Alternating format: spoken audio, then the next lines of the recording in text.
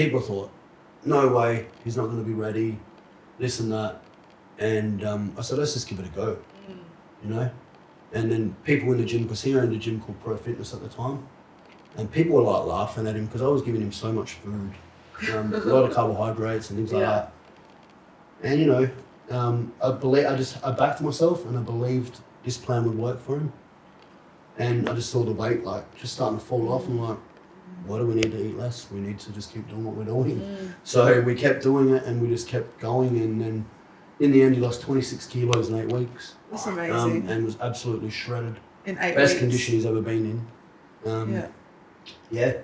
So that was a bit of a miracle thing. Another guy I helped in 2010, his name was Buddha Singh. I don't know if anyone ever knows him. So he was a guy that was always competing as a junior.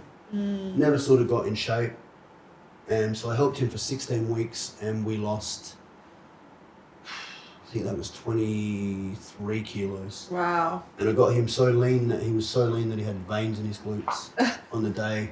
Wow. And I remember being at the show with him, and 6 weeks out, he looked pretty good. And he could probably step on stage at 6 weeks out, to be honest. And then I was like, in my head, I'm like, no, let's just keep going harder and let's just knock everybody out. Like, let's just like make everybody just feel fat. You know what I mean? So we did it, and we ripped him down a bit more.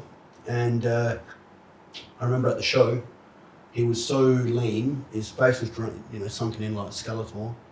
And so we're getting him ready to go on stage, and he's like, man, I can't walk on my feet. Like, so he was that lean, his body fat on his feet was starting to come, like the fat pads were starting to come away. Wow. So it was like uncomfortable for him to walk. Yeah, you know.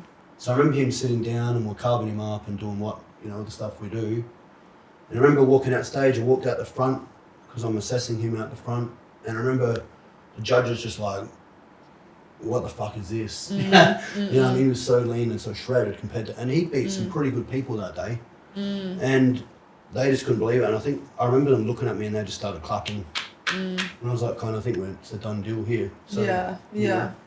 So yeah, that was a pretty cool accomplishment as well. I've done some pretty freaky transformations in my time. So, So yesterday someone was telling me about different type of class in bodybuilding. Yep. I didn't know this. I don't know anything about bodybuilding. This is all new to me. Apparently there's a class where you can do it naturally, like there's no... No, so there's different federations. Okay. So you've got the ICN, which one of my former employees is a great guy. He owns Aussie Muscle, Kim Tanska. So he runs the ICN in Adelaide. So what's ICN? It's called I Compete Natural. And they do a lot of testing and stuff like that, and I'm a big fan of that because I think that if you're doing, I have no problem with people doing whatever they do. That's your life, it's your choices, whatever. But I think, to take anabolic steroids and performance enhancing drugs and compete against people that are not natural, I think that's kind of wrong. You know what I mean? So that's ICN. That's ICN, yeah. Okay, and what's the other one? We got IFBB here as well. So what's that one? That is pretty much anything goes. Like everyone's on the same playing field. It's also tied in with the NPC in USA now. So you can be in Adelaide and you can do a regional show in the USA, in Texas if you want to. You can go around the world and compete. They can come here. It's pretty open. It's just a entry level show. And then so from that's there, you can take whatever you want. Yeah, basically. pretty much. Yeah. Okay. Yeah. So. I've always been curious with my body, because bodybuilding, that's not my forte. I do martial arts, but I have a lot of clients that come in that do bodybuilding as well. And when you're massaging your client, you can literally tell whether or not they've been a bodybuilder. Yeah, absolutely. Do you know what I mean? It's you build muscle over so many years. Yeah. It's it takes a while to go away. So 100%. Yeah. So even for me, because I did bodybuilding for from 1997, and I kind of fell off a little bit in 2000 and what year are we now? 22. Maybe about 2022 I started falling off a little bit more, and a little bit more, and a little bit more. And the last 3 years, I didn't really train much, take much serious and whatnot, Yeah. stuff like that. And now that I've come back, that my body's transforming pretty fast.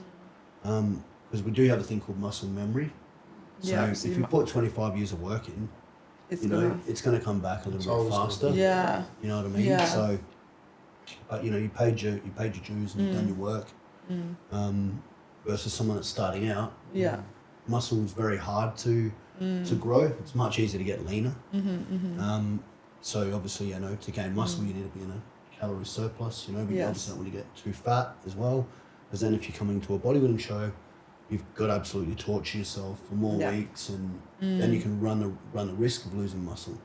So the days of like the dirty bulk and stuff like that sort of stuff, and just being 20, 30, 35 kilos overweight, are kind of gone by the wayside now, and it's a good thing because people are a lot more healthier. As long as people are getting their blood work tested regularly and Yeah. all their health screening. There's one question that I asked Chris Jarvis, right? Yeah. Because he comes with massage and therapy Yeah. as well. And I said, what is one thing that you'll do differently than you did when you were younger? Okay. Do you know what I mean? In Yeah, okay. bodybuilding, like Yeah. what's one thing that you'll do differently? What did he say? I'd like to know that. That's for him to talk about on the podcast. I want to hear what you. Okay. Well, the one thing I think was definitely would having change. that extra hobby. Yeah, that's one So, thing. Yeah, beautiful. I think that's so important. Like, because I think also it's a bit of a mental game. Like, I don't know about you guys, but if you notice people that seem to not care as much, like, and they just go through and they just do what they need to do, and then they can diversify and switch off. They seem to do better in life. Like, whatever they excel at, and a person's like, oh man, I'm not making progress. I'm shit. I'm not fucking. You're always putting yourself down and stuff like this.